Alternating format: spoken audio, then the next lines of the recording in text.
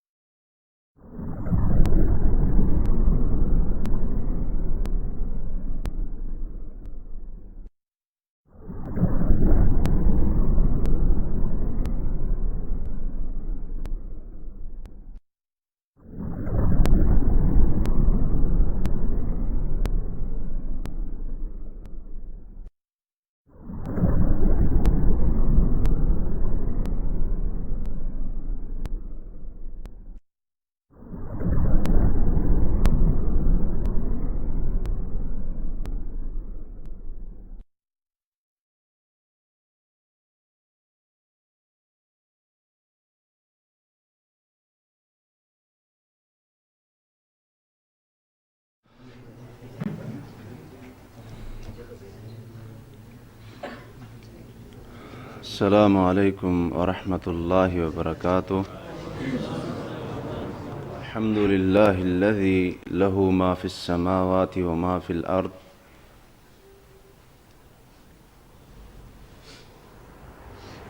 لم يتخذ ولدا ولم يكن له شریک فی الملک سبحانہ وتعالی عما یشرکون. اللهم صل على محمد وعلى آل محمد كما صليت على إبراهيم وعلى آل إبراهيم إنك حميد مجيد. اللهم بارك على محمد وعلى آل محمد كما باركت على إبراهيم وعلى آل إبراهيم إنك حميد مجيد. سبحانك لا علم لنا إلا ما علمتنا إنك أنت العليم الحكيم.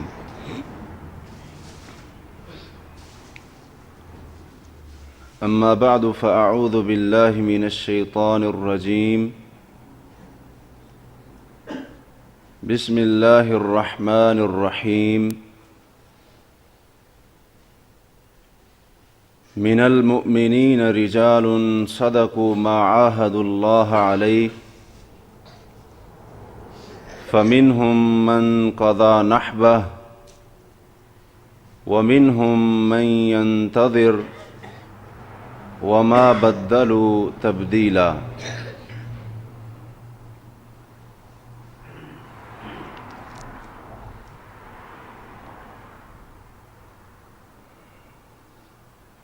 امام بخاری رحمہ اللہ نے صحیح بخاری کی کتاب التفسیر اور کتاب الجہاد میں اپنے سلسلہ سند کے ساتھ خادم رسول سیدنا انس بن مالک رضی اللہ عنہ سے روایت کی.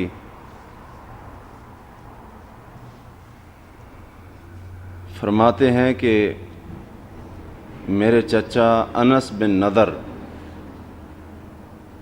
رضی اللہ عنہ بدر والے دن جنگ کے اندر شرکت نہ کر سکے کہ جس کا انہیں بعد میں افسوس ہوا اور وہ پچھتاتے رہے اس بات کے اوپر کہ میں بدر والے دن جو کفر اور اسلام کے درمیان سب سے پہلا معرکہ تھا شرکت نہ کر سکا. رسول اللہ صلی اللہ علیہ وآلہ وسلم سے ان کی ملاقات ہوئی. فرمانے لگے اے اللہ کے نبی علیہ الصلاۃ والسلام لئن اللہ اشہدنی قتال المشرکین لیرین اللہ ما اصنع. اے اللہ کے رسول صلی اللہ علیہ وسلم اگر انس کو اللہ تعالی نے مشرکین کے ساتھ لڑنے کا، جنگ کرنے کا موقع عطا کر دیا تو میں اللہ کو ضرور دکھا دوں گا کہ میں اللہ کے لیے کیا کچھ کر سکتا ہوں. پھر اللہ تعالی نے ان کو موقع دیا اور بدر کے بعد احد کے میدان میں دوسرے صحابہ کے ساتھ حضرت انس بن نضر رضی اللہ عنہ بھی شریک تھے. جب کفار کے اچانک حملے سے مسلمان احد والے دن پیچھے ہٹنے لگے تو حضرت انس بن نضر رضی اللہ عنہ آگے بڑھ رہے تھے، باقی مسلمان پیچھے ہٹ رہے تھے اور حضرت انس بن نضر آگے بڑھ رہے تھے. آگے بڑھتے ہوئے ان کی ملاقات صحابی رسول سیدنا سعد بن معاذ رضی اللہ عنہ کے ساتھ ہوتی ہے. اور سعد بن معاذ نے ان سے پوچھا انس کدھر جا رہے ہو؟ کہنے لگے وَرَبِّ النَّضْرِ، مجھے اپنے باپ نظر کے رب کی قسم ہے، انی لَأَجِدُ رِیحَ الْجَنَّةِ دُونَ اُحُدٍ، مجھے احد پہاڑ سے جنت کی خوشبو آ رہی ہے. احد پہاڑ سے مجھے جنت کی خوشبو آ رہی ہے، اس لیے میں احد پہاڑ کی طرف بڑھ رہا ہوں. اور پھر یہ اللہ کا بندہ کفار اور مشرکین کی صفوں کے اندر گھس جاتا ہے اور جان کی پرواہ نہ کرتے ہوئے ان کے ساتھ لڑائی کی، ان کے ساتھ قتال کیا، حتیٰ کہ شہید ہو گئے. اور ان کے جسم کے اوپر 80 سے زیادہ زخم تھے، جسم پہچانا نہیں جا رہا تھا. تیر کے، نیزے کے، تلوار کے 80 سے زیادہ زخم ان کے اوپر لگے ہوئے تھے. اور بڑی تلاش کرنے کے بعد بالآخر ان کی بہن نے ان کی انگلیوں کے ان پوروں کو دیکھ کر ان کو پہچانا، وگرنہ کہیں اور سے یہ پہچانے نہیں جا رہے تھے. حضرت انس رضی اللہ عنہ فرماتے ہیں حضرت انس بن نضر، میرے چچا انس بن نضر کے اس کارنامے پر اور ان کے دیگر ساتھیوں کے اس عظیم جرأت مندانہ اقدام کے اوپر رب کائنات نے قرآن کی یہ آیت اتار دی، سورۃ الاحزاب کی آیت نمبر 33 اتار دی. فرمایا من المؤمنین رجال، مومنوں میں سے بہت سارے ایسے عظیم مرد بھی موجود ہیں، صدقوا ما عاہدوا اللہ علیہ، جو اللہ سے وعدہ کرتے ہیں اس وعدے کو سچ کر کے دکھاتے ہیں. فَمِنْهُمْ مَنْ قَضَى نَحْبَهُ، ان مومنین میں سے کچھ نے تو اپنا وعدہ پورا کر دیا، وَمِنْهُمْ مَنْ يَنْتَظِرُ، اور کچھ ابھی تک انتظار میں لگے ہوئے ہیں کہ کب ایسا موقع اللہ ہمیں عطا کر دے کہ جس موقع کے اوپر اللہ کے ساتھ کیا وعدہ ہم پورا کر سکیں. وَمَا بَدَّلُوا تَبْدِيلًا، اور اللہ فرماتے ہیں جو اللہ سے عہد و پیمان کیا، جو اللہ سے وعدہ کیا، اس کے اندر انہوں نے کسی قسم کی تبدیلی نہیں کی. جو اللہ سے وعدہ کیا، جو ارادہ کر لیا، اس کے اندر کسی قسم کی تبدیلی نہیں کی. محترم سامعین، جب ہم تاریخ اسلام کی ورق گردانی کرتے ہیں اور اس کا مطالعہ کرتے ہیں تو یقیناً ہمیں حضرت انس بن نضر رضی اللہ عنہ جیسے اور بھی بے شمار ایسے اللہ کے جانثار بندے نظر آتے ہیں کہ جن میں سے ہر ایک بندے نے علیحدہ طور پر تاریخ کا ایک نیا باب رقم کر دیا اور ایسے ایسے کارنامے سر انجام دیے کہ ان کے کارناموں کو پڑھ کر ایک مسلمان کی، ایک انسان کی عقل حیران رہ جاتی ہے کہ ایک انسان ہو کر اتنا بڑا کارنامہ پتہ نہیں وہ بندہ کیسے سر انجام دے گیا۔ انہی لوگوں میں سے کہ جنہوں نے اللہ کے ساتھ وعدہ کیا تھا، اس وعدے کو سچ کر دکھایا اور اللہ کے دین کی جستجو کے لیے، اللہ کی شریعت کو پانے کے لیے جن لوگوں نے اپنا سب کچھ داؤ کے اوپر لگا دیا، انہی میں سے ایک شخصیت اور ایک ہستی صحابی رسول سیدنا سلمان فارسی رضی اللہ عنہ کی بھی ہے۔ ان کا اسلام قبول کرنے کا جو واقعہ ہے انتہائی دلچسپ ہونے کے ساتھ ساتھ انتہائی ایمان افروز بھی ہے، اور ان کی جو داستان ہے باطل کو چھوڑ کر حق قبول کرنے کی، اور ان کا جو سفر ہے دین حق کو تلاش کرنے کا، وہ انتہائی ایمان افروز ہے۔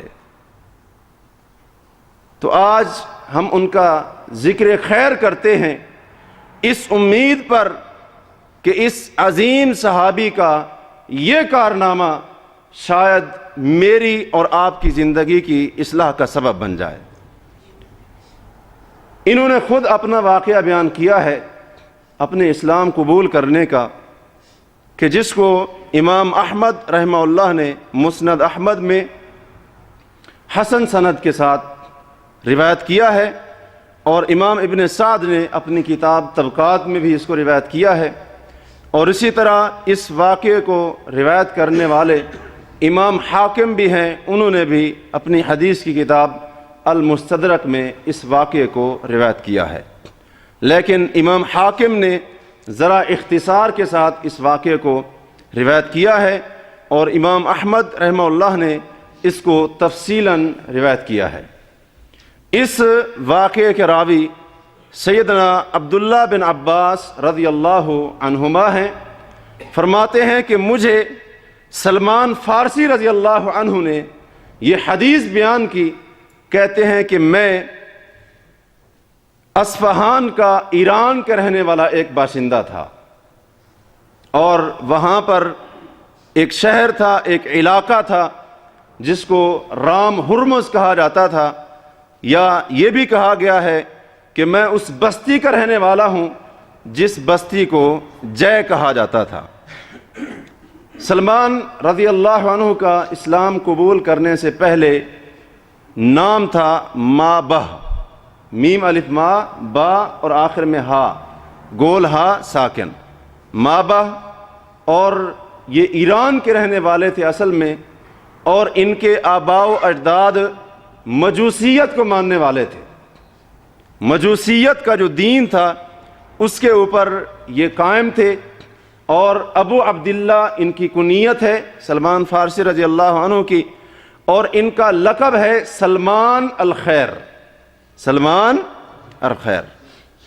اور ان سے کسی نے جب پوچھا، حافظ ابن حجر رحمہ اللہ نے اپنی کتاب اسد الغابہ کے اندر اس کو نقل کیا ہے، فرماتے ہیں ان سے جب پوچھا گیا کہ سلمان آپ اپنا سلسلہ نسب بتائیں، آپ کا والد کون ہے، آپ کا دادا کون ہے، آپ کا قبیلہ کون سا ہے، کس خاندان سے ہیں آپ، تو انہوں نے جواب میں فرمایا انا سلمان ابن الاسلام، میں اسلام کا بیٹا سلمان ہوں۔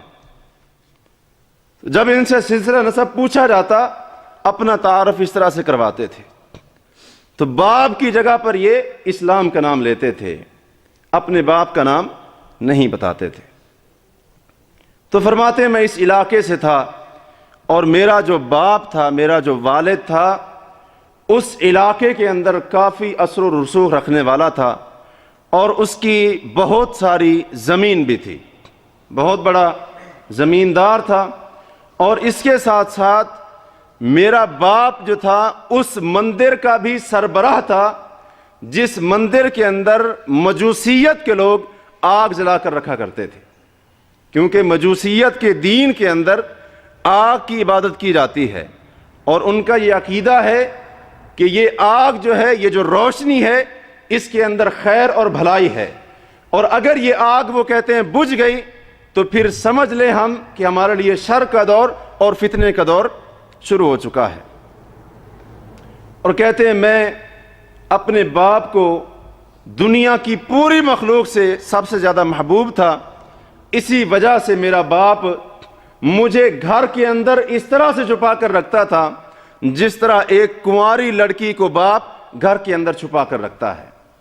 میرا باپ مجھے گھر سے باہر نہیں نکلنے دیتا تھا، جس کی بنا پر کہتے ہیں مجوسیت کے اندر میں انتہائی آگے چلا گیا، اور اتنا آگے چلا گیا حتیٰ کہ وہ جو آگ ہوتی تھی، آگ کا جو الاؤ ہوتا تھا، میں اس کا محافظ بن گیا، میں اس کا محافظ بن گیا۔ میں خیال کرتا تھا کہ آگ جو ہے نا وہ ایک لمحے کے لیے بھی بجھنے نہ پائے، میں اس آگ کو ہمیشہ جلاتا رہتا تھا اور اس کی نگرانی کرتا، اس کی حفاظت کرتا، اس کا خیال کرتا تھا۔ کہتے ہیں اسی دوران میرا جو باپ تھا، میرا جو والد تھا، اس کو گھر کے اندر کام پڑ گیا، گھر کے اندر کوئی اس کو مصروفیت پڑ گئی، اور اس باپ نے مجبوراً مجھے کہا کہ بیٹا مابا آج مجھے گھر کے اندر کام ہے، آج میں کھیتوں کو دیکھنے کے لیے نہیں جا سکوں گا، لہٰذا تو اس طرح سے کر، تو جا کھیتوں کا چکر لگا کے آ، کھیتوں کا چکر لگا کر آ۔ اور کہتے ہیں مجھے وہاں پر کچھ کرنے کا کام بھی میرے باپ نے ذمہ لگایا کہ وہاں پر جا کر تو نے یہ کام کرنا ہے۔ تو باپ کا حکم پا کر میں گھر سے نکل پڑا، کھیتوں کی طرف ابھی جا ہی رہا تھا کہ راستے میں ایک جگہ پر میں نے کچھ لوگوں کی کچھ آوازیں سنی، وہ آوازیں مجھے اچھی لگیں، تو میں ان آوازوں کو تلاش کرتے ہوئے ایک کنیسے کے اندر پہنچ گیا، ایک گرجا گھر کے اندر پہنچ گیا۔ وہاں پر میں نے دیکھا کہ کچھ لوگ وہ اللہ کی عبادت کر رہے ہیں اور نماز پڑھ رہے ہیں، اور ان کا تعلق عیسائیت کے دین سے تھا، ان کا تعلق عیسائیت کے دین کے ساتھ تھا۔ کہتے ہیں جب میں نے ان کے اس فعل کو، طرز عمل کو دیکھا تو مجھے ان کا یہ طرز عمل فَأَعْجَبَتْنِي صَلَاتُهُمْ، ان کی جو نماز تھی، ان کا جو عبادت کرنے کا طریقہ تھا، کہتے ہیں وہ میرے دل کے اندر اتر گیا۔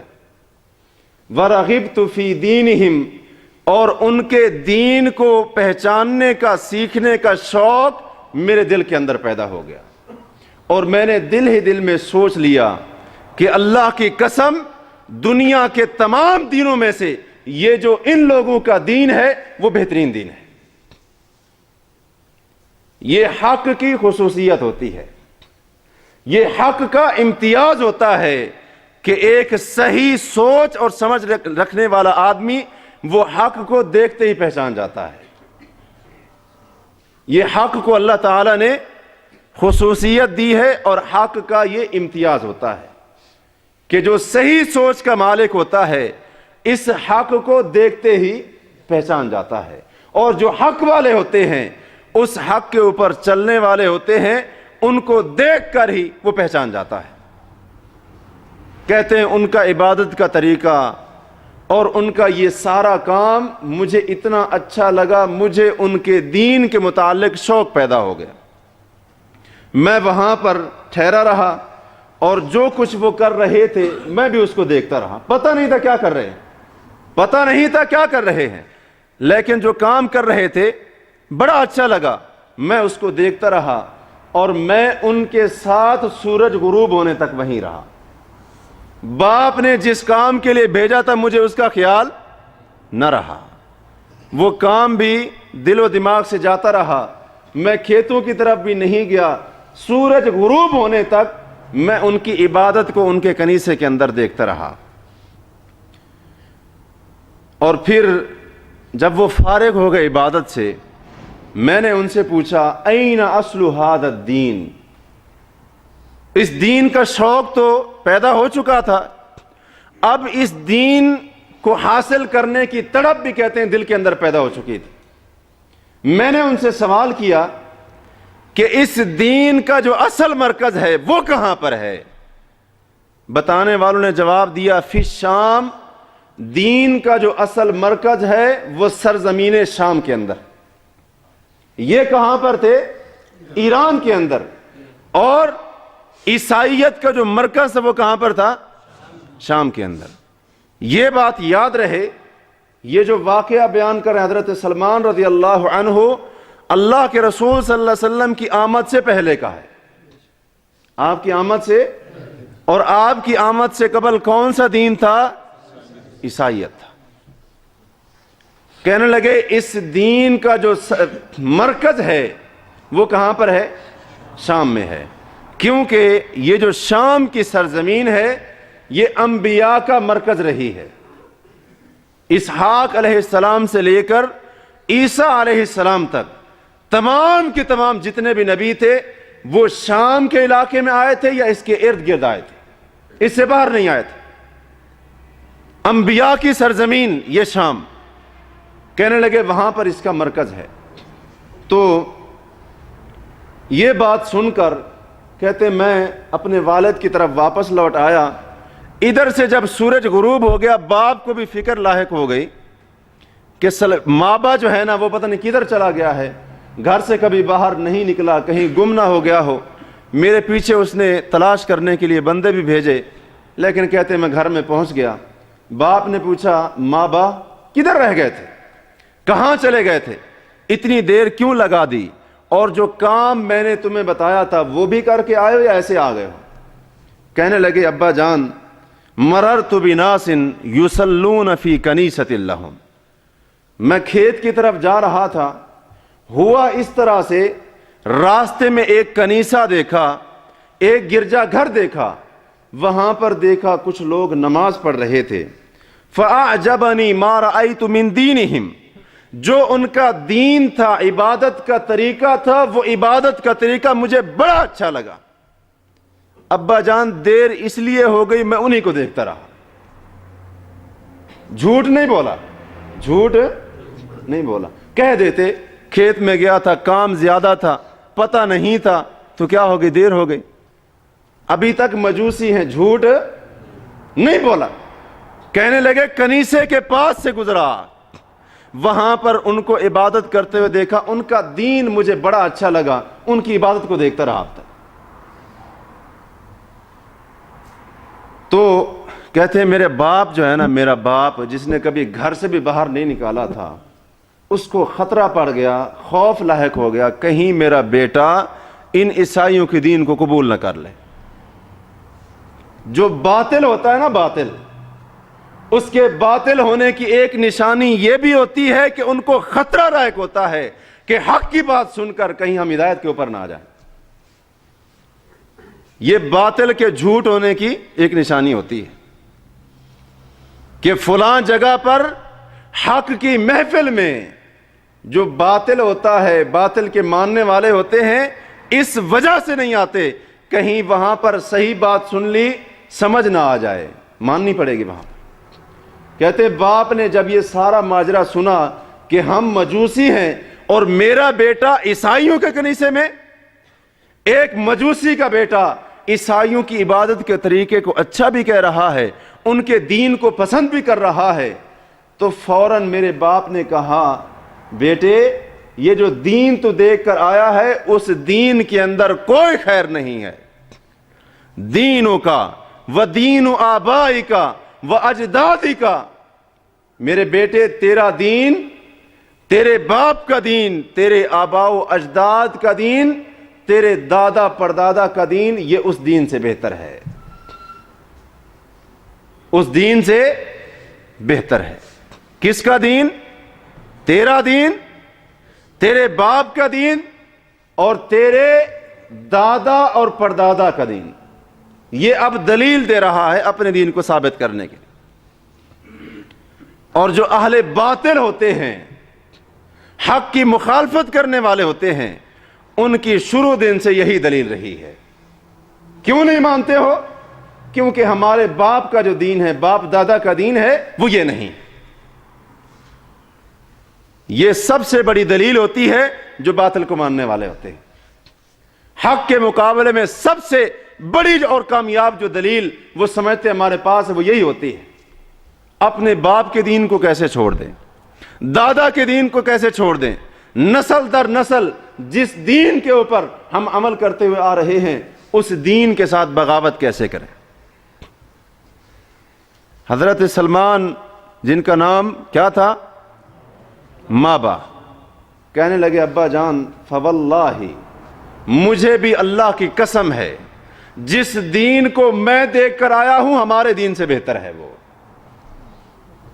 جس دین کو میں دیکھ کر آیا ہوں، جس عبادت کے طریقے کو میں دیکھ کر آیا ہوں، وہ دین، وہ نظام، وہ عبادت کا طریقہ، وہ ضابطہ، وہ قانون، وہ شریعت، وہ ساری کی ساری کیا ہے، ہمارے دین سے بہتر ہے۔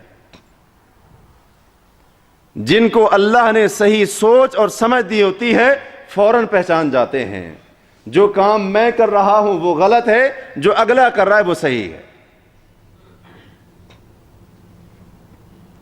جب کہتے ہیں میرا یہ کہنا تھا، باپ تو اور بھی ڈر گیا۔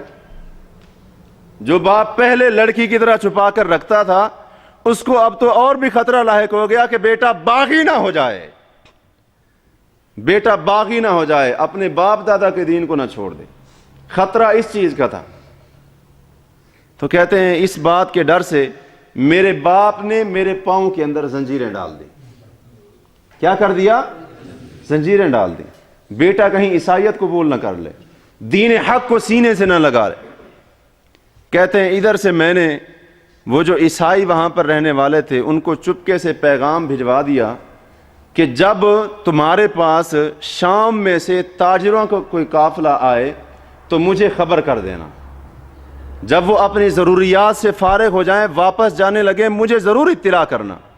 کہتے ہیں ان تمام دنوں کے دوران میں اپنے باپ کی قید کے اندر رہا، باپ کی قید کے اندر رہا۔ اور جو حق پر چلنے والے ہوتے ہیں یہ زنجیریں، یہ بیڑیاں، یہ جیل کی سلاخیں، یہ سب کچھ ان کو پھر کیا کرنا پڑتا ہے؟ برداشت کرنا پڑتا ہے۔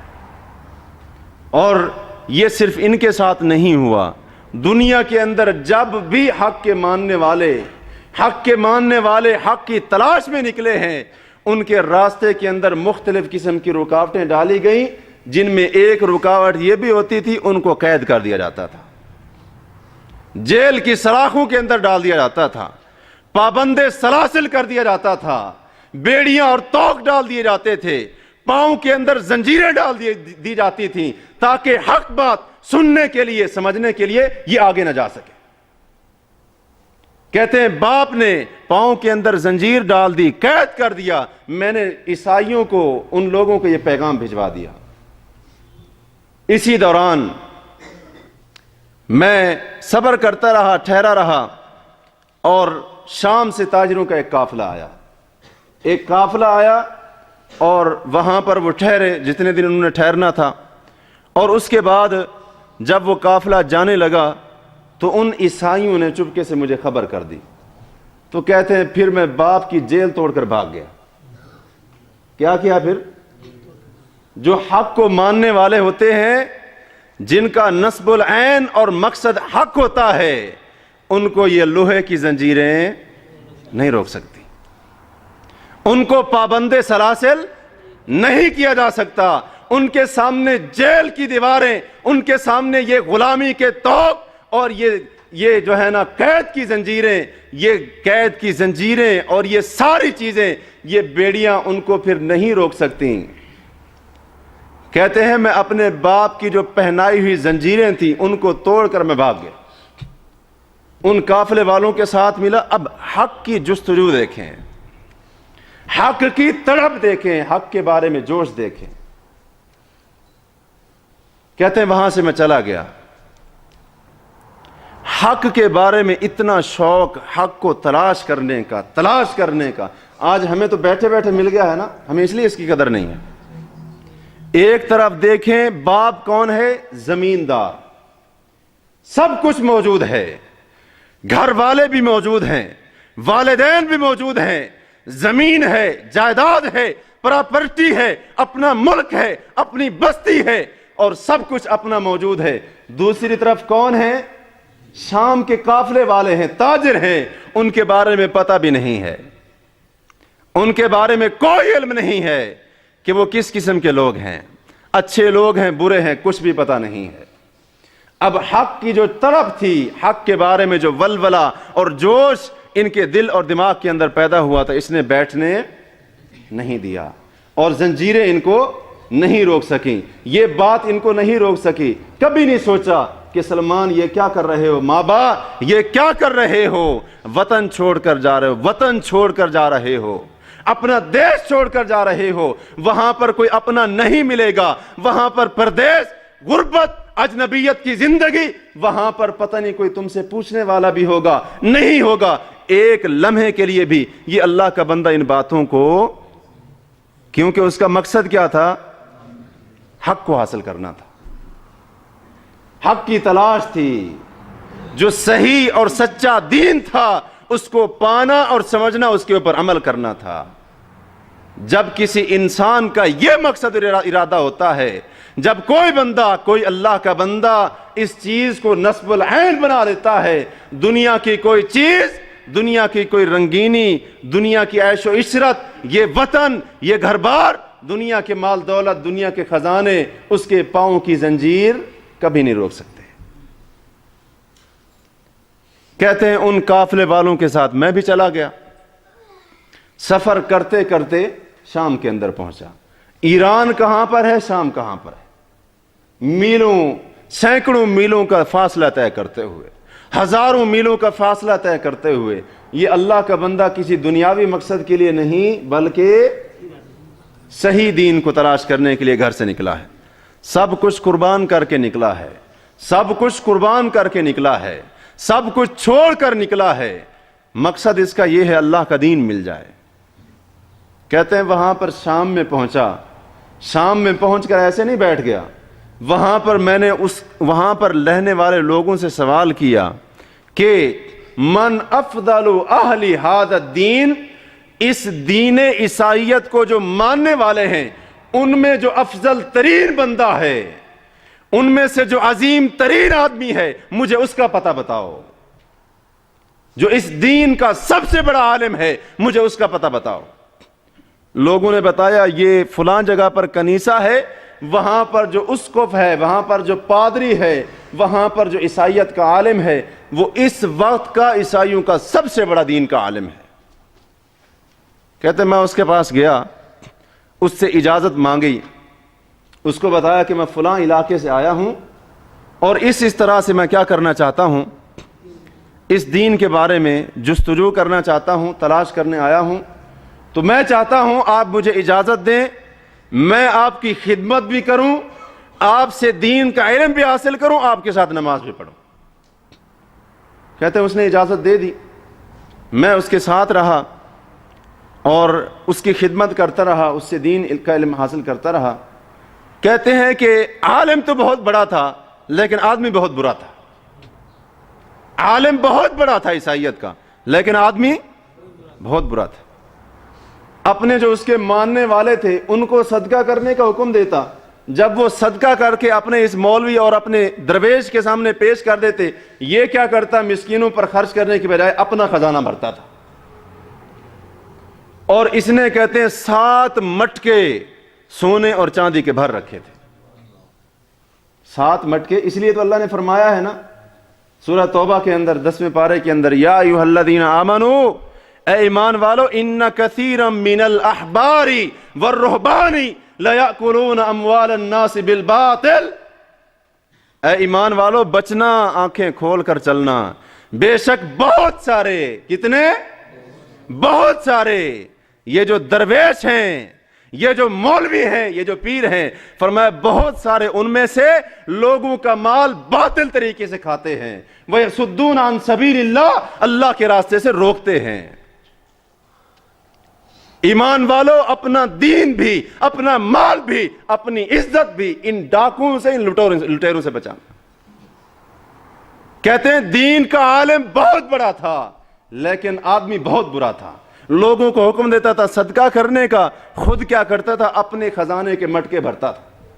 جب یہ مر گیا اور لوگ جو ہے نا اس کی جنازہ پڑھنے کے لیے آئے تو میں نے کہا یہ آدمی تو بہت برا تھا، اس کو بڑا تم علامہ اور جو ہے نا مولوی اور پادری سمجھتے ہو، یہ آدمی تو بہت برا تھا۔ کہنے لگے تجھے کیسے پتا چلا؟ میں نے کہا کہ یہ تمہیں صدقے کا حکم دیتا تھا، خود جو ہے نا یہ کیا کرتا تھا اس خزانے کو جمع کرتا تھا اور مسکینوں کو نہیں دیتا تھا، جو تم اس کو دیتے تھے وہ اپنے خزانے میں جمع کر لیتا تھا۔ پھر میں نے کہتے ہیں ان کو وہ 7 مٹکے بھی دکھائے جو سونے اور چاندی کے بھرے ہوئے تھے، تو انہوں نے پہلے جو جنازہ پڑھنے کے لیے آئے انہوں نے اس کو دفنانے سے انکار کر دیا، سولی اس کو دی، مرے ہوئے کو کیا کیا؟ سولی پر لٹکا دیا اور اس کو پتھروں سے پھر اس کی تواضع کی۔ اور پھر کہتے ہیں وہ ایک دوسرے اس کی جگہ پر آدمی کو لے کر آئے، وہ بھی جو ہے نا عیسائیت کا بہت بڑا عالم تھا، اور کہتے ہیں اس سے بڑھ کر کوئی اور بہترین آدمی میں نے نہیں دیکھا۔ حضرت سلمان کہتے ہیں اس سے بڑھ کر بہترین کوئی نماز پڑھنے والا میں نے نہیں دیکھا، آخرت کے اندر بہت زیادہ شوق رکھنے والا تھا، دنیا سے بہت زیادہ نفرت کرنے والا تھا، پہلے کے مقابلے میں دنیا سے نفرت کرنے والا اور آخرت کو سنوارنے کی کوشش کرنے والا تھا۔ کہتے ہیں اس عیسائیت کے عالم سے مجھے ایسی محبت ہوئی کہ اس سے پہلے مجھے دنیا کے اندر کسی سے ایسی محبت ہوئی نہیں تھی۔ اور یہ محبت کس کی طرف سے ہوتی ہے؟ اللہ کی طرف سے ہوتی ہے۔ جو اللہ کے نیک بندے ہوتے ہیں اللہ پھر اپنے بندوں کے دلوں میں ان کی محبت پیدا کر دیتا ہے۔ صحیح مسلم کے اندر ہے اللہ کے رسول صلی اللہ علیہ وسلم نے فرمایا کہ جب اللہ تعالیٰ کسی بندے سے محبت کرتا ہے، نادا جبریل، اللہ جبریل کو بلاتے ہیں، فرماتے ہیں جبریل انی احب فلانا فاحبہ، میں فلاں اپنے بندے سے محبت کرتا ہوں، جبریل تو بھی اس سے محبت کر۔ جبریل نہ صرف خود محبت کرتے ہیں، آسمان کے اوپر رہنے والے جتنے فرشتے ہیں وہ سارے فرشتوں کو آواز دیتے ہیں اللہ فلاں سے محبت کرتا ہے، فاحبوہ، آسمان کے فرشتوں تم اللہ کے فلاں بندے سے تم بھی محبت کرو۔ اللہ بھی محبت کرتا ہے، جبریل بھی محبت کرتا ہے، آسمان کے اوپر رہنے والے سارے فرشتے اس بندے سے کیا کرتے ہیں؟ محبت کرتے ہیں۔ اور صرف یہی نہیں، اللہ کے نبی صلی اللہ علیہ وسلم نے فرمایا اس بندے کے لیے پھر زمین کے اندر بھی اللہ قبولیت نازل کر دیتا ہے اور بندوں کے دلوں میں اس اپنے نیک بندے کی کیا کر دیتا ہے؟ محبت پیدا کر دیتا ہے۔ اور جب اللہ کسی بندے سے نفرت کرتا ہے تو آپ نے فرمایا اللہ جبریل کو بلاتا ہے، جبریل کو بلاتا ہے، جبریل فلاں سے مجھے نفرت ہے، تو بھی نفرت کر۔ جبریل آسمان کے فرشتوں کو آواز دیتے ہیں ان اللہ یبغض فلانا فابغضوہ، آسمان کے فرشتوں تمہارا رب اپنے فلاں بندے سے نفرت کرتا ہے، تمہارا فرض بنتا ہے اس سے نفرت کرنا۔ فرمایا اللہ بھی نفرت کرتا ہے، جبریل بھی نفرت کرتے ہیں اور آسمان کے سارے فرشتے بھی نفرت کرتے ہیں۔ اور صرف یہی نہیں، ثم تودع له البغضاء فی الارض، پھر آپ نے فرمایا زمین کے اوپر، پوری کی پوری زمین کے اوپر اللہ تعالیٰ اس کے لیے لوگوں کے دلوں میں نفرت ہی نفرت پیدا کر دیتے ہیں۔ کہتے ہیں مجھے اس سے بڑی محبت ہو گئی۔ یہ محبت کس کی طرف سے تھی؟ اللہ کی طرف سے۔ اللہ اپنے نیک اور پیارے بندوں کی محبت لوگوں کے دلوں میں ڈال دیا کرتا ہے۔ کہتے ہیں میں اس کے ساتھ رہا، انتہائی نیک آدمی تھا، اور جب میں اس کے ساتھ ایک بہت سارا زمانہ رہ چکا، اس کی وفات کا وقت ہو گیا تو میں نے سارا ماجرا اس کو بیان کیا کہ اس طرح سے میں آیا ہوں، تو اب آپ فوت ہو رہے ہیں، مجھے کسی ایسے بندے کے بارے میں بتائیں کہ جس سے میں جا کر اس دین کی تعلیم حاصل کر سکوں، اس حق کو سیکھ سکوں۔ اب دیکھیں سلمان رضی اللہ عنہ ایک بندے کے اوپر اکتفا نہیں کر لیا کہ ایک دین کے عالم سے دین سیکھ لیا، سمجھ لیا میں بڑا عالم بن گیا، نہیں، ایک سے سیکھا وہ فوت ہوا، دوسرے سے وہ فوت ہو رہا ہے، پوچھ رہے ہیں آگے کہاں جاؤں، استاد محترم آگے کہاں جاؤں؟ ابھی تک پیاس نہیں بجھی۔ اس نے بتایا کہ موصل کے اندر ایک ہمارا ساتھی موجود ہے، اس کے پاس چلا جا۔ کہتے ہیں میں موصل میں گیا، وہاں پر بھی ایک عرصہ تک اس کے پاس ٹھہرا۔ جب وہ بھی فوت ہونے لگا، میں نے آگے پوچھا بھی آپ میری رہنمائی کریں، آپ نے مجھے تعلیم دی ہے۔ تو اس نے مجھے کہا کہ نصیبین کے اندر نصیبین ایک علاقہ ہے، وہاں پر ہمارا ایک ساتھی ہے جو ہمارے ہی طریقے پر چلنے والا ہے، اس کے پاس تو چلا جا، وہ تجھے صحیح رہنمائی دے گا۔ کہتے ہیں وہاں سے میں نصیبین میں آیا، وہاں نصیبین اس کے ساتھ رہا۔ وہ بھی جب فوت ہونے لگا، اس کی وفات کا وقت آ گیا، میں نے پھر پوچھا کہ آپ مجھے کس کے پاس بھیجنا چاہتے ہیں، کسی کے بارے میں بتائیں مجھے، کوئی اچھا دین کا عالم، کوئی نیک آدمی، اس سے جا کر میں پڑھوں، دین حاصل کروں۔ تو کہتے ہیں مجھے اپنے اس استاد نے کہا کہ عموریہ کے اندر ایک ہمارا ساتھی ہے جو ہمارے ہی طریقے کے اوپر ہے، تو اس کے پاس چلا جا، وہ تجھے صحیح تعلیم دے گا اور تیری صحیح تربیت کا اہتمام کرے گا۔ تو کہتے ہیں میں وہاں سے پھر عموریہ میں آیا، وہاں میں اس اسقف اور پادری کے پاس رہا، اور یہاں پر میں دین کا علم حاصل کرنے کے ساتھ ساتھ میں نے تجارت بھی کرنی شروع کر دی۔ دین کے اندر اتنی سختی نہیں ہے کہ آپ جو ہے نا ڈیوٹی کرنا ہی چھوڑ دیں دین کے لیے، ٹھیک ہے؟ آپ جو ہے نا دین کے اندر اللہ نے بہت آسانی رکھی ہے۔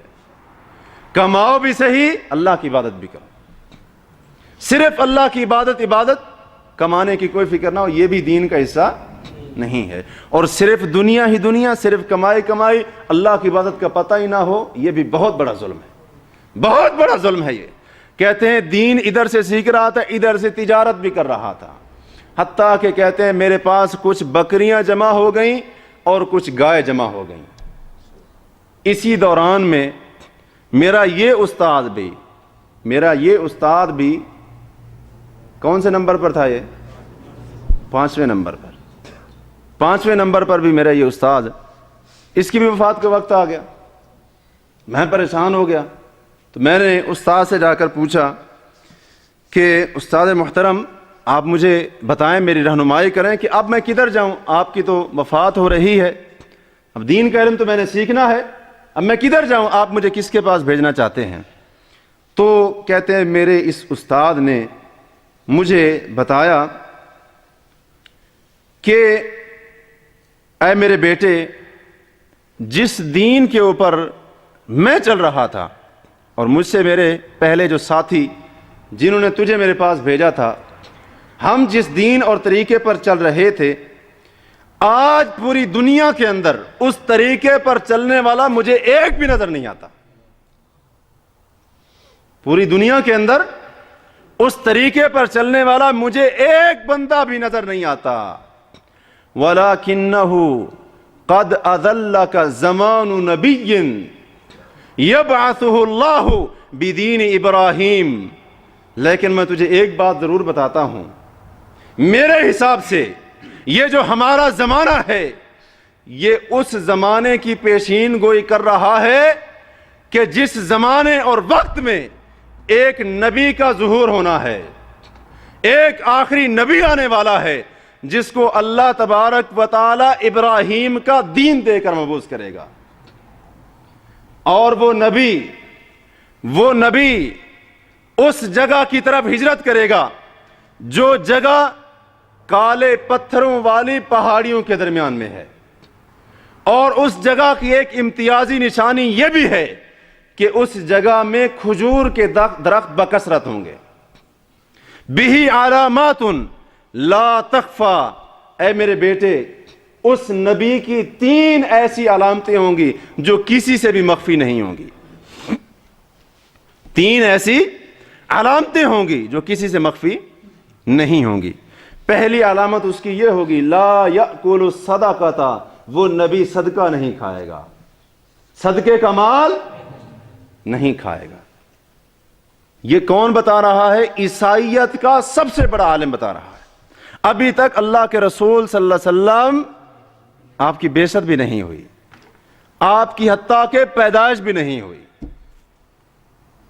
اور آج یہ ظالم عیسائی یہ جو کچھ کر رہے ہیں، ان کے بڑوں کا یہ کردار ہے پتہ نہیں ان کی عقل کے اوپر حسد اور تعصب کا اتنا گہرا پردہ کیوں پڑا ہوا ہے کہ اپنے بڑوں کو ہی بھول گئے. اور یہ عیسائیت کا سب سے بڑا عالم, اس وقت کا سب سے بڑا عالم عیسائیت کا, وہ کیا کر رہا ہے؟ حضرت سلمان کو اپنے ہاتھوں کے ساتھ کس کی طرف بھیج رہا ہے؟ کس کی طرف بھیج رہا ہے؟ محمد الرسول اللہ صلی اللہ علیہ وسلم کی طرف بھیج رہا ہے. اور صرف بھیج نہیں رہا, علامتیں بھی بتا رہا ہے تاکہ پہچاننے میں دشواری. پہلی علامت بتایا کہ اس کی یہ ہوگی لا یأکل الصدقۃ, وہ نبی صدقے کا مال نہیں کھائے گا. دوسری علامت یہ ہوگی یأکل الہدیۃ, اگر کوئی اس کو ہدیے کی چیز پیش کرے گا وہ نبی ہدیہ قبول کر لے گا, ہدیہ اور تحفہ وہ قبول کر لے گا. اور تیسری علامت یہ ہوگی کہ اس کی پیٹھ مبارک کے اوپر ایک ختم نبوت ہوگی, ایک نبوت کی مہر ہوگی, اور اللہ تبارک و تعالی نے اس کی پہچان کے لیے اس کی پیٹھ کے اوپر یہ مہر لگائی ہوئی ہوگی. یہ تین علامتیں کہتے ہیں میرے اس استاد نے مجھے بتائیں جو عیسائیت کا بہت بڑا عالم تھا, پھر وہ فوت ہو گیا. کہتے ہیں میں اموریہ کے اندر رہا, انتظار میں رہا کوئی موقع ملے آگے کو بڑھوں, تو اچانک قبیلہ کلب کے کچھ تاجر آئے اسی اموریہ شہر کے اندر. تو میں نے ان سے بات چیت کی کہ آپ مجھے جو ہے نا اس عرب کی سرزمین کی طرف لے کر جائیں, اور بدلے میں میں آپ کو میری یہ جو بکریاں ہیں, یہ جو مال ہے, یہ جو گائے ہے, جو بھی جمع پوجی ہے میں دینے کے لیے تیار ہوں. اللہ اکبر, اللہ اکبر. ہمیں کہاں سمجھ آ سکتی ہے کہ حق کیا چیز ہے, حق کے لیے کون سی مصیبتیں سہنی پڑتی, ہمیں کہاں سمجھ آ سکتی. جو دنیا بھر کی کمائی تھی, زندگی کی جتنی کمائی تھی, بکریاں, گائے, سب کچھ کہا لے لو, مجھے سرزمین عرب کی طرف لے کر چلو. اور وہاں پر بھی کوئی دنیاوی مقصد نہیں تھا, وہاں پر بھی دنیاوی مقصد. اور ہم میں سے کتنے ایسے ہوں گے, میں آپ کی دل آزاری کے لیے بات نہیں کر رہا, مثال دینے کے لیے بات کر رہا ہوں کہ انسان دنیا کے لیے کیا کچھ کر دیتا ہے. ہم میں سے کتنے ایسے دوست ہوں گے کہ جو یہاں پر آنے کے لیے اپنا سب کچھ بیچ کر آئے ہوں گے. ایسا کرتے ہیں کہ نہیں کرتے؟ ایک طرف ہماری یہ سوچ ہے, ایک طرف اللہ کے اس بندے کی سوچ ہے. کہا جو کچھ لینا ہے لے لو, لیکن سرزمین عرب کی طرف پہنچا دو. استاد سے نشانیاں سن چکے تھے, یہ پیشین گوئی سن چکے تھے کہ اس نبی کا زمانہ قریب آ چکا ہے. کہتے ہیں انہوں نے بات تو طے کر لی, مجھ سے سب کچھ لے لیا, لیکن ظالم بڑے دھوکے باز نکلے. سب کچھ لے لیا پھر بھی فراڈ کیا میرے ساتھ. لگتے وہ بھی سیانے تھے. دیکھا کہ ایک سیدھا سادہ بندہ ہے, ان کو لوٹ بھی لیا اور پھر کیا کیا, کہتے ہیں مجھے ایک یہودی کے ہاتھوں غلام بنا کر بیچ بھی دیا. اللہ اکبر, اللہ اکبر. ہم میں سے کوئی ہوتا تو کیا کہتا, چلو جی واپس چلو, اب کیا ہے جی, اب نہیں مل سکتا. یہ غلام بنا کر یہودی کے ہاتھوں بیچ دیا. کہتے ہیں وہ جو یہودی تھا وہ مجھے لے کر آیا اپنے گھر. وہاں پر میں نے تھوڑی تھوڑی کھجوریں دیکھیں, میرے دل کے اندر ایک امید کی کرن جاگ اٹھی کہ اب میرا جو مقصد ہے نا وہ تقریباً پورا ہی ہونے والا ہے.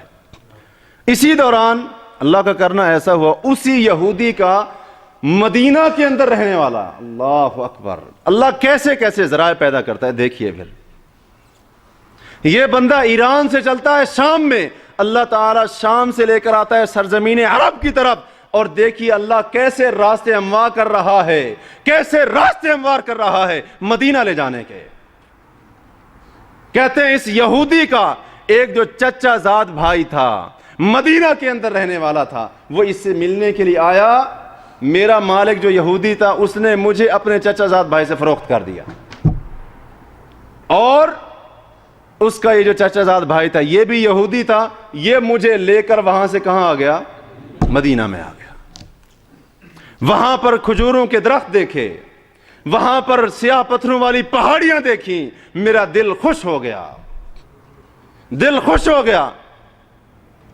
لیکن دل کے اندر کیا تھی, تڑپ باقی تھی ابھی, کہ کب وہ وقت آئے گا اس نبی کو میں دیکھوں گا, کب وہ وقت آئے گا اس نبی کو میں دیکھوں گا. اور یہ علامتیں پہچان کر اس کے ہاتھ کے اوپر بیعت کروں گا۔ کہتے ہیں اس کے ساتھ ساتھ میں غلام بھی تھا اور غلامیت کی مصروفیت بھی میرے سر کے اوپر تھی، میں اپنی غلامیت میں مصروف رہا۔ ادھر سے اللہ کے نبی صلی اللہ علیہ وسلم کو نبوت اور رسالت مل گئی، آپ مکہ کے اندر نبی اور رسول بن گئے۔ کہتے ہیں مجھے ابھی تک اس کی کوئی خبر نہیں تھی، آپ مکہ میں نبی اور رسول بن چکے، مجھے اس کی کوئی خبر نہیں تھی۔ تو اچانک کہتے ہیں ایک دن میں کھجور کے اوپر چڑھ کر کام کر رہا تھا کچھ، اچانک قباء کے اندر رہنے والا ایک یہودی میرے مالک کے پاس آیا اور اس کو بتانے لگا اللہ بنو قیلا کو، یہ اوس اور خزرج جو انصار کے قبیلے تھے ان کا لقب ہے، اللہ بنو قیلا کو ہلاک کرے۔ اس وقت وہ قباء کے اندر ایک ایسے آدمی کے پاس جمع ہے یزعم انہ نبی، کہ وہ آدمی دعویٰ کرتا ہے کہ میں نبی اور رسول ہوں صلی اللہ علیہ وسلم۔ اللہ ان کو ہلاک کرے، وہ تباہ اور برباد ہو جائیں۔ وہ اس آدمی کے اوپر جمع ہیں قباء کے اندر کہ جو نبوت اور رسالت کا دعویٰ کرتا ہے۔ کہتے ہیں میں کھجور کے اوپر کھڑا ہوا تھا، جب میں نے یہ بات سنی تو خوشی کی ایسی لہر دوڑی، جسم کے اندر کپ کپی ایسی اٹھی، مجھے ایک لمحے کے لیے ایسا محسوس ہوا کہ گویا کہ میں کھجور سے سیدھا اپنے مالک کے اوپر گر جاؤں گا، اتنی مجھے خوشی ہوئی۔ خیر کہتے ہیں کام نمٹا کر میں جلدی سے نیچے اترا، کھجور سے نیچے اترا اور اس آدمی سے پوچھنے لگا کہ وہ جو آدمی آیا ہے وہ کیسا ہے، کہاں سے آیا ہے؟ تو اس پر جو میرا مالک تھا فَلَقَمَنِي لَقْمَةً شَدِيدَةً، میرے مالک نے میرے اس سوال کے اوپر مجھے زوردار تھپڑ مار دیا۔ زوردار کیا کر دیا؟ تھپڑ مار دیا۔ آج ہماری حالت تو یہ ہے، خطیب اگر جمعے کے خطبے کے اندر میرے مزاج کے خلاف بات کر دیتا ہے، میں اس کے پیچھے جمعہ ہی نہیں پڑھتا۔ اگر امام صاحب تھوڑی سی لمبی قرات کر دیں، اس کے پیچھے نماز پڑھنا چھوڑ دیتے ہیں۔ آج ہمارے اسلام کا تو یہ حال ہے۔ ان اللہ کے بندوں نے جن کو حق کی تلاش تھی، دین حق کی قدر تھی، صرف غلامیاں برداشت نہیں کی، تھپڑ بھی کھائے ہیں۔ کہتے ہیں مالک نے زوردار تھپڑ مار دیا، کہنے لگا تجھے کیا ہے اس سے، تو اپنا کام کر۔ حضرت سلمان نے فرمایا میں تو صرف اس کے بارے میں پوچھ رہا تھا، ادھر سے کہتے ہیں میں نے کچھ جمع کر رکھا تھا، اللہ اکبر، جمع کر رکھا تھا میں، وہ جو جمع پونجی تھی میری، تھوڑا سا سامان تھا، کھانے کی چیز تھی، جو بھی تھا، کھجوریں تھیں، وہ میں لے کر مدینہ قباء کے اندر پہنچا۔ اللہ کے نبی صلی اللہ علیہ وسلم ابھی قباء میں تھے، مدینہ میں نہیں گئے تھے۔ فوراً میں وہاں پر آیا اور میں نے آپ علیہ الصلوۃ والسلام کو مخاطب کرتے ہوئے کہا کہ میں سمجھتا ہوں انک رجل صالح، آپ ایک نیک آدمی ہیں، اور یہ جو آپ کے ساتھ آپ کے صحابہ ہیں ذو حاجتن، یہ حاجت والے ہیں، ضرورت مند ہیں، یہ صدقے کا مال ہے۔ یہ کیا ہے؟ صدقے کا مال ہے جو میں آپ کو پیش کرنا چاہتا ہوں۔ تو کہتے ہیں وہ مال میں نے سامنے رکھا آپ کے، تو آپ علیہ الصلوۃ والسلام نے فَأَمْسَكَ يَدَهُ، اپنا ہاتھ پیچھے کر لیا، وَقَالَ لِأَصْحَابِهِ كُلُوا، اور آپ نے اپنے ساتھیوں کو کہا میرے صحابہ تم کھاؤ، میں نہیں کھاتا۔ اور استاد نے کیا علامت بتائی تھی پہلی؟ وہ نبی صدقے کا مال۔ کہتے ہیں جب میں نے یہ منظر دیکھا، دل کے اندر میں نے کہا هَذِهِ وَاحِدَةٌ، پہلی نشانی تو پوری ہو گئی۔ پھر کہتے ہیں میں چلا گیا، میں کام کے اندر مصروف رہا۔ ایک اور دن میں آیا، پھر میں کچھ لے کر آیا، جو کچھ بھی تھوڑا بہت کھانے پینے کا سامان تھا میرے پاس لے کر آیا۔ اللہ کے نبی صلی اللہ علیہ وسلم اپنے صحابہ کے درمیان بیٹھے ہوئے تھے، تو میں نے آ کر بتایا کہ اے اللہ کے نبی صلی اللہ علیہ وسلم کہ آپ جو ہے نا صدقہ نہیں کھاتے، مجھے علم ہوا ہے آپ صدقہ نہیں کھاتے، تو یہ جو ہے نا ہذہ ہدیۃ اکرمتک بہا، یہ ہدیہ ہے جو ہدیہ دے کر میں آپ کی عزت اور خدمت کرنا چاہتا ہوں، یہ ہدیہ مجھ سے قبول کیجیے، یہ تھوڑا سا تحفہ لایا ہوں جو مجھ سے ہو سکا ہے۔ تو کہتے ہیں جب میں نے ہدیہ اور تحفے کا نام لیا، اللہ کے نبی صلی اللہ علیہ وسلم نے خود بھی کھایا اور اپنے صحابہ سے کہا میرے صحابہ تم بھی کھاؤ، خود بھی کھایا اور صحابہ کو بھی ساتھ میں کھلایا۔ تو کہتے ہیں میں دل ہی دل میں خوش ہو گیا، میں نے کہا ہادھی سنتانی، یہ دوسری بھی پوری ہو گئی، دوسری بھی پوری ہو گئی۔ ادھر چادر ہے کسی کے پاس؟ چادر کوئی کپڑا ایک اوپر لینے کے لیے، چادر دے دیں ذرا دل کے لیے، جزاکم اللہ خیر۔ ہاں جی، رومال سے نہیں سمجھ آئے گی بات۔ تو کہتے ہیں کہ کتنی نشانیاں پوری ہو گئیں؟ 2۔ اب تیسری نشانی کون سی رہ گئی تھی؟ پیٹھ کے اندر جو کیا تھی؟ مہر نبوت تھی۔ ایک دن کہتے ہیں جب آپ مدینہ میں تھے، بقیع کے اندر موجود تھے، بقیع قبرستان کے اندر موجود تھے، ایک جنازے کے ساتھ آپ موجود تھے، اللہ کے رسول صلی اللہ علیہ وسلم فرماتے ہیں آپ نے 2 چادریں پہنی ہوئی تھی۔ کیا کیا ہوا تھا؟ ایک کا ازار باندھا ہوا تھا، تہبت باندھا ہوا تھا، اور ایک کیا تھی؟ آپ نے اوپر چادر اوڑھی ہوئی تھی۔ تو کہتے ہیں میں نے اللہ کے رسول صلی اللہ علیہ وسلم کو جب دیکھا تو میں جو ہے نا آپ کے سامنے سے پیٹھ کی طرف پھر کر آ گیا۔ کدھر آ گیا؟ پیٹھ کی طرف پھر کر آ گیا۔ وہ آخری نشانی دیکھنا چاہتا تھا۔ کیا کرنا چاہتا تھا؟ کہتے ہیں جب اللہ کے رسول صلی اللہ علیہ وسلم نے دیکھا کہ یہ بندہ کچھ تلاش کر رہا ہے تو آپ علیہ الصلوۃ والسلام نے وہ چادر مبارک اتار دی، چادر مبارک اپنی پیٹھ سے اتار دی، اور کہتے ہیں میں نے دیکھا کہ رسول اللہ صلی اللہ علیہ وسلم کی پیٹھ مبارک کے اوپر جیسا میرے استاد نے بتایا تھا ایک مہر نبوت موجود تھی۔ تیسری علامت بھی مجھے مل گئی، اور کہتے ہیں جب میں نے اس مہر نبوت کو دیکھا فَأَقْبَبْتُ عَلَيْهِ، میں اس کے اوپر جھک گیا، اقبلہ، اس کو چومنے لگ گیا، ساتھ ساتھ وہ اب کی رونے بھی لگ گیا، اس کو چوم بھی رہا تھا ساتھ ساتھ رو بھی رہا تھا۔ یہ خوشی کے آنسو تھے کہ جس مقصد کے لیے نکلا تھا اللہ نے کیا کر دیا، وہ مقصد میرا چوم بھی رہا تھا اس کو، اور کیا کر رہا تھا؟ رو بھی رہا تھا۔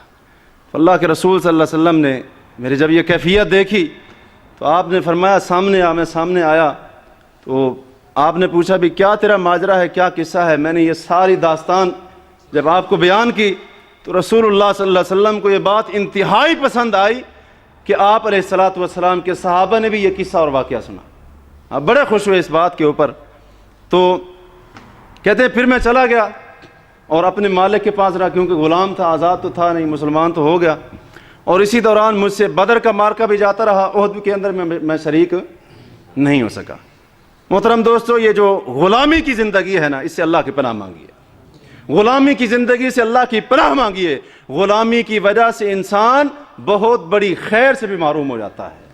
کہتے ہیں غلامی کی وجہ سے میں غزوہ بدر کے اندر بھی شریک نہیں ہو سکا، غزوہ احد کے اندر بھی نہیں آ سکا۔ وجہ کیا تھی؟ میں غلام تھا۔ اور پھر اللہ کے رسول صلی اللہ علیہ وسلم نے مجھ سے کہا کہ اے سلمان، آپ نے میرا نام بھی تبدیل کر دیا تھا، مابا سے کیا رکھ دیا تھا؟ سلمان رکھ دیا تھا۔ اور پھر آپ نے مجھے کہا ایک دن، اے سلمان، تو اپنا جو تیرا مالک ہے اس کو تو پیسے دے کر تو آزاد کیوں نہیں ہو جاتا؟ میں نے اپنے مالک سے بات کی، مالک نے 2 چیزوں کا مطالبہ کیا۔ ایک چیز یہ تھی، مالک نے کہا کہ کھجور کے 300 پودے لگا کر دو گے۔ کتنے؟ کھجور کے 300 پودے لگا کر دو گے، اور ایسے نہیں، گڑھے بھی کھود کر پودے لگا کر بالکل تیار کر کے ایک باغ دو گے۔ اور دوسری شرط اس نے یہ لگائی کہ 40 اوقیہ جو 1 اونس کے برابر ہوتا ہے، ایک پیمانہ تھا۔ یہ پچھلے زمانے میں جس طرح ہمارے ہاں ایک تولہ ہوتا ہے، تو اس وقت کیا تھا؟ یہ پیمانہ تھا۔ 40 اوقیہ، اور 1 اوقیے کے اندر 40 درہم ہوتے ہیں۔ 1600 درہم اس نے لینے کی مجھ سے کیا کر دی؟ شرط لگا دی۔ میں آیا اللہ کے رسول صلی اللہ علیہ وسلم کے پاس، آپ کو بتایا تو آپ نے فرمایا اعینوا اخاکم، اے میرے صحابہ، اپنے اس مسلمان بھائی کی، اپنے اس بھائی سلمان کا کیا کرو؟ تعاون کرو۔ کیا کرو؟ تعاون کرو۔ اور یہ تعاون دین کے سلسلے میں تھا، دین کے سلسلے میں تھا۔ اور آج مسلمان کسی مسلمان کا تعاون تو کرتا ہے، پیچھے کیا ہوتا ہے؟ اپنا مقصد ہوتا ہے۔ آج مسلمان برائی کے لیے، برے ارادے سے کسی مسلمان کا تعاون تو کرتا ہے، لیکن نیکی کے لیے کوئی کسی کا تعاون کرنے کے لیے تیار۔ دین کے مسئلے میں ہم ایک دوسرے کا تعاون نہیں کرتے۔ ہمارا کیا ہے؟ مرتا ہے تو مر جائے، ہمیں کیا ہے؟ اعینوا اخاکم، اپنے ساتھی کا، اپنے بھائی کا کیا کرو؟ تعاون کرو۔ تو کہتے ہیں وہ بھی تو آگے سے انصار تھے، پھر ان میں سے جس بندے کے پاس کھجور کے 30 پودے تھے اس نے 30 لا کر دے دیے، جس کے پاس 20 تھے 20 دے دیے، 15 تھے 15 دے دیے، 10 تھے 10 دے دیے، جس کے پاس جو کچھ بن سکا کہتے ہیں وہ سب مجھے لا کر دے دیا۔ تو آپ علیہ الصلوۃ والسلام نے وہ 300 پودے مجھے دیے اور پھر مجھے کہا سلمان جاؤ ان کے گڑھے کھود کر تیار کرو، پودا تم نے نہیں لگانا، پودا تم نے نہیں لگانا، مجھے بتانا میں آ کر لگاؤں گا۔ کہتے میں گیا، گڑھے کھودے، جب تیار ہو گئی زمین تو میں نے آپ کو آگاہ کیا، اللہ کے رسول صلی اللہ علیہ وسلم آئے، کہتے ہیں ہم آپ کو پودا پکڑاتے جاتے تھے، آپ زمین کے اندر اس کو لگاتے جاتے تھے۔ کہتے ہیں فواللہ، اللہ کی قسم، سلمان کی جان جس کے ہاتھ کے اندر ہے، جس ذات کے ہاتھ کے اندر سلمان کی ذات ہے، فما ماتت منہا ودیۃ واحدۃ، جو اللہ کے رسول صلی اللہ علیہ وسلم نے 300 پودے لگائے تھے کھجور کے، کہتے ہیں ان میں سے ایک بھی نہیں مری اس میں سے۔ اللہ مدد کرتا ہے، یہ برکتیں اترتی ہیں جب انسان کی نیت اچھی ہوتی ہے۔ ایک بھی کھجور کا پودا کہتے ہیں اس میں سے نہیں مرا، سارے کے سارے وہ صحیح طریقے سے کیا ہوئے، پلے بڑھے اور جوان۔ اور پھر باقی کتنے رہ گئے تھے؟ 40 اوقیہ میرے اوپر رہ گئے تھے۔ تو ایک مرتبہ کسی غزوے سے آپ کے پاس ایک انڈے کے برابر سونا آیا، تو آپ نے پوچھا بھی وہ جو سلمان فارسی ہیں ان کا کیا بنا؟ پیسے دیے نہیں دیے، آزاد ہوئے نہیں ہوئے؟ آپ کو فکر رہتی تھی اپنے صحابہ کی۔ تو لوگوں نے کہا کہ ابھی تک نہیں دیے۔ ان کو بلایا گیا سلمان فارسی رضی اللہ عنہ کو، اور آپ صلی اللہ علیہ وسلم نے فرمایا یہ سونا ہے، اس کے ساتھ جا کر کیا کرو؟ قرض ادا کر دو، اپنا جو تم نے دینا اپنے مالک کو وہ کیا کر دو؟ ادا کر دو۔ تو میں نے جب دیکھا میں نے کہا یا رسول اللہ صلی اللہ علیہ وسلم این تقع ہذہ، یہ اتنا تھوڑا سا سونا، اتنا زیادہ میرے ذمہ قرض ہے جو میں نے دینا ہے، اتنا زیادہ ہے، یہ تھوڑا سا سونا اس کے آگے کیا کام کرے گا؟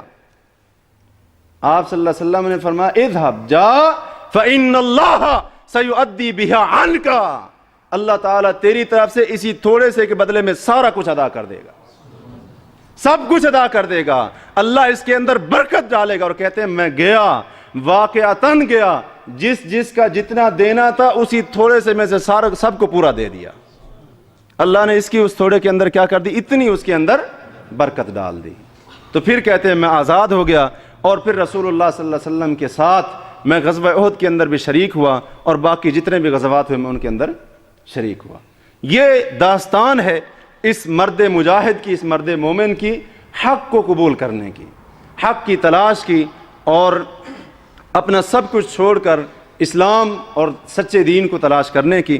اور پھر یہ زندہ رہے، اور ان کی وفات حضرت عثمان کی خلافت کے آخر میں 35 ہجری میں، یا ایک قول کے مطابق 36 ہجری میں ہوئی، اور اللہ تعالیٰ نے ان کو 350 سال عمر دی تھی۔ جب بندے کا ارادہ اچھا ہوتا ہے نا تو اللہ پھر برکتیں اتار دیتا ہے، عمر میں بھی، مال میں بھی، ہر چیز میں بھی۔ اور ایک قول کے مطابق 250 سال، ایک قول کے مطابق 250 سال، حافظ بن حجر رحمہ اللہ نے اسد الغابہ کے اندر یہ دونوں قول نقل کیے ہیں، 250 سال یا 350 سال اللہ تعالیٰ نے ان کو کیا کی تھی؟ عمر دی تھی۔ اور پھر رسول اللہ صلی اللہ علیہ وسلم جب سورۃ الجمعہ اتری، سورۃ الجمعہ کا نزول ہوا، تو اللہ کے رسول صلی اللہ علیہ وسلم نے فرمایا، مسند احمد کی حدیث ہے، صحیح بخاری سے مسلم میں بھی ہے، آپ صلی اللہ علیہ وسلم نے حضرت سلمان فارسی رضی اللہ عنہ پر اپنا ہاتھ رکھا اور فرمایا لو کان الایمان عند الثریا، اگر ایمان جو ہے نا، ایمان حق بات، اللہ کے رسول صلی اللہ علیہ وسلم نے فرمایا اگر آسمان کے ستارے ثریا کے اوپر بھی ہوتی تو ان سلمان رضی اللہ عنہ جیسے لوگ اس حق کی جستجو کے لیے وہ سفر کرتے کرتے، تلاش کرتے کرتے آسمان کی ستارے ثریا کے اوپر بھی پہنچ جاتے۔ ان جیسے جو لوگ ہیں وہ کیا کرتے؟ اتنی دور کی مسافت کی بھی پرواہ نہ کرتے، آسمان کی ستارے ثریا سے بھی ایمان کو تلاش کر کے لوٹتے۔ یہ تو یہ اللہ کے نیک بندے، یہ ہمارے اسلاف جن کی زندگی جن کی سیرت اور جن کے اس قسم کے واقعات، ایمان افروز واقعات اور اسی طرح سے ولولہ انگیز ان کے قصے، وہ ہمارے لیے بہت بڑا معنی رکھتے ہیں، اور ہمارے لیے ان تمام واقعات اور داستانوں کے اندر بہت بڑے اسباق اور نصیحتیں پوشیدہ ہیں۔ اس لیے آج محترم بھائیوں، اللہ کے دین کے مسئلے میں ہمیں کسی قسم کی کنجوسی نہیں کرنی چاہیے، بخل سے کام نہیں لینا چاہیے، اور اس دین کے مسئلے میں اگر مجھے اور آپ کو کوئی تکلیف پہنچتی ہے، ہمیں دل چھوٹا کر کے دین سے پیچھے نہیں ہٹ جانا چاہیے، بلکہ صبر کریں گے، انشاءاللہ العزیز اللہ کیا کر دے گا؟ راستے کھول دے گا۔ اللہ تعالیٰ سے دعا ہے کہ اللہ تبارک و تعالیٰ ہمارے جو اسلاف ہیں، رسول اللہ صلی اللہ علیہ وسلم کے جو صحابہ کرام ہیں، اور بعد میں جو بھی ہمارے اسلاف گزرے ہیں، اللہ ان کی زندگیوں کو ہماری زندگی کی اصلاح اور تبدیلی کا ذریعہ بنا دے۔ اللہ ہمیں توفیق دے کہ ہم اپنے اسلاف جیسے بن سکیں۔ اللہ ہمیں اس بات کی ہمت دے، اللہ ہماری مدد کرے کہ ہم اپنے اسلاف جیسی زندگی گزار سکیں، جیسی ان کی زندگی اعلیٰ اور عمدہ تھی، ہم بھی ویسی زندگی گزار کر اللہ کو اپنے اوپر راضی کر سکیں۔ اللہ تبارک و تعالی جو کچھ کہا ہے، سنا ہے، اس کے اوپر عمل کرنے کی توفیق عطا فرمائے، اور اللہ سے ہم دعا کرتے ہیں اللہ ہمارے ان اسلاف کو جزائے خیر عطا کرے کہ جن کی مہربانیوں سے، جن کی قربانیوں سے آج مجھ تک اور آپ تک دین اسلام کی، دین حق کی یہ نعمت پہنچی ہے، اور جن کی وجہ سے میں اور آپ آج اللہ کے فضل سے مسلمان ہیں۔